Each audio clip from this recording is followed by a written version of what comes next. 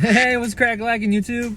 In this video, I'm going to show you guys how I wash and reshape vintage snapbacks, or really just any hat in general. I usually do wear a hat.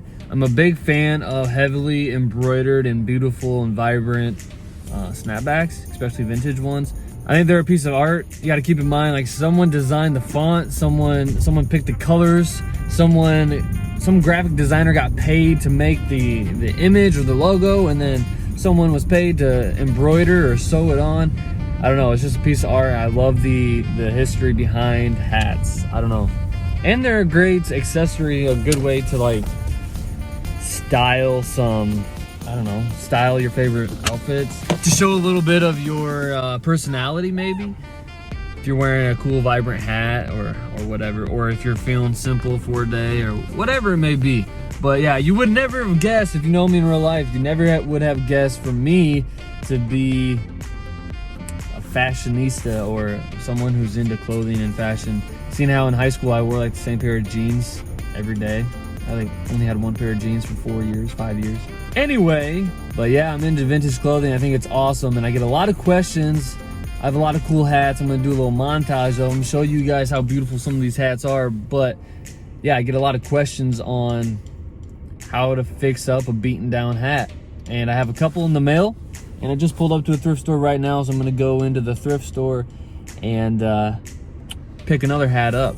I have 3 different ways I wash hats, so that's the goal. Show you guys in this video how I reshape hats.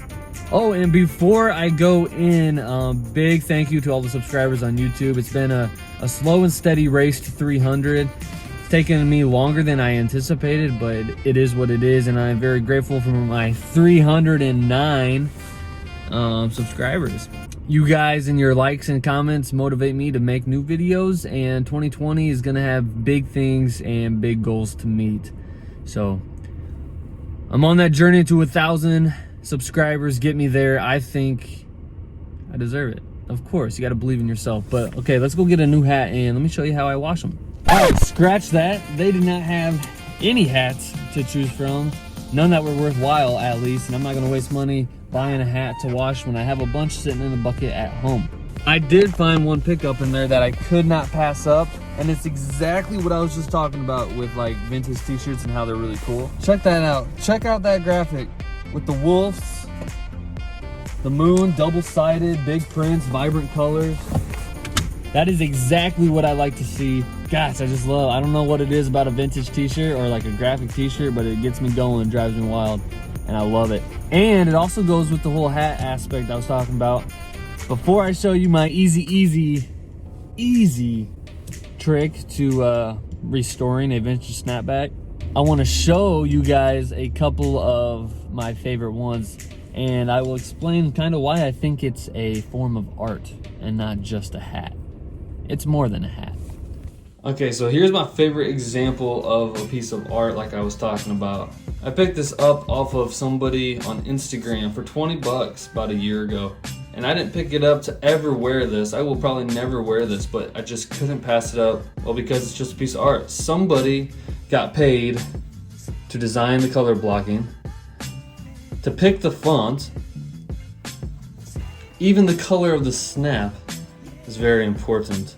But yeah, it's just so beautiful, you can't pass it up. This is a nice shelf piece. Definitely too cool to leave behind. And that is why I actually collect the Atlanta 96 stuff, the Olympic Games stuff, because the heavy embroideries are just a piece of art. I just love the graphics, the colors, and the actual hat themselves. And part of the reason I'm showing off my Atlanta collection is because one of the new hats that I'm gonna wash and show you guys how to fix up is an Atlanta hat for the collection. It was a gift, actually. So same thing with this hat, the heavy embroidery. It's just too cool. Definitely just too cool. And these ones are a piece of history as well because they're from the US Olympics. So even something like this, very simple embroidery, is a piece of art to me. And especially this. This has to be my favorite hat to wear right now. Heavy embroidery. I got this for a really good deal off of eBay. But the colors, the logo, just the way the hat fits, Everything about this is perfect. Okay, here's the first hat that's gonna be washed up today. Huge shout out to Drew over at Profit Monsters. He gifted me this hat. He's part of Bob's Board on Instagram. If you don't know what Bob's Board is, definitely check it out. I'll be updating that soon.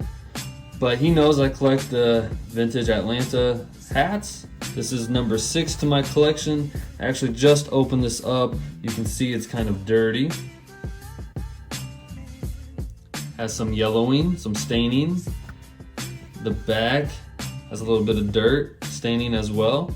A perfect hat to demonstrate how I clean and reshape vintage snapbacks. Here's hat number 2. I bought myself as a Christmas gift because I just loved the graphic and the heavy embroidery, of course. And it's got little shark teeth on the bill. This hat doesn't necessarily need to be reshaped. It's in pretty good condition actually overall, but it does need a wash because I bought it online. And then this hat is nothing. I found this, I don't even know where this hat came from, but I found this sitting in a bin in my eBay room. It needs to be listed. I've had this thing sitting around for so long, I have no clue where it came from or no clue what it even is, but it's flattened and is dirty. So this will also be a good hat to show you all how to reshape some hats. All right, here we go. The process begins.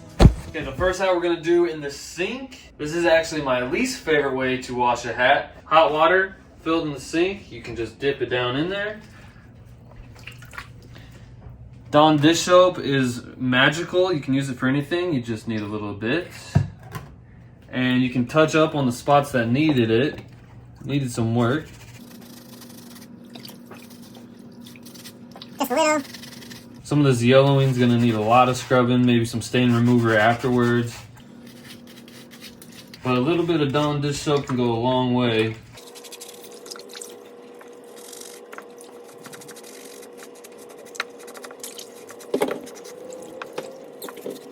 All right, and then you just kind of let it soak and sit. Okay, for the sake of the video, I'm going to pretend that I have this.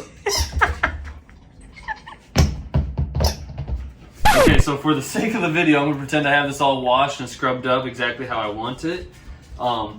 My secret trick for all 3 hats I'm gonna reshape is plastic sacks. This is what you need to mold the hat, to get to sit up. You just shove them. You just shove them in here. You let it sit. You let it dry. And if you got all your stains scrubbed out, then really all you need, the last thing you need is for it to sit up. So you can let the hat dry, get stiff, and then it's good to wear. The dog's having a lot of fun. Okay, so that's one way you can clean the hat. Let me show the other 2. All right, so the second way, this hat, as you guys saw, is very flattened and it's already stained up and stuff. So you're just gonna take your spray and wash, put it on the spots, a lot of it. Use a lot of it, get it all over the parts that need to be cleaned up. You can let this dry for a little minute, but it's already flattened, so I don't really care. It just goes in with a full load of laundry. Okay, so this hat is already in pretty good shape. There are no stains. No scrubbing or spray and wash needed. It just needs to be washed. So I put this one in my hat washer. And you can get these on Amazon for super cheap. But you get it in there how you want it, and then you just dip that bad boy into the washer as well. All right, then you wash it, and I'll show you the next step here when it's done.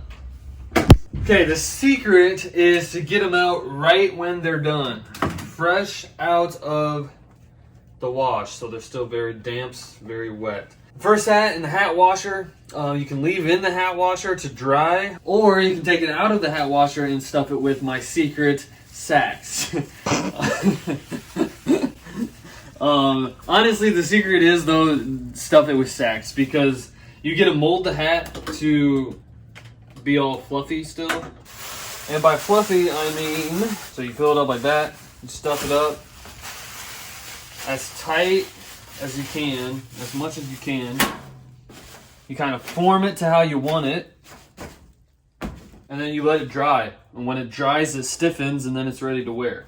So there's one. And the other one was already flattened and was gone to trash.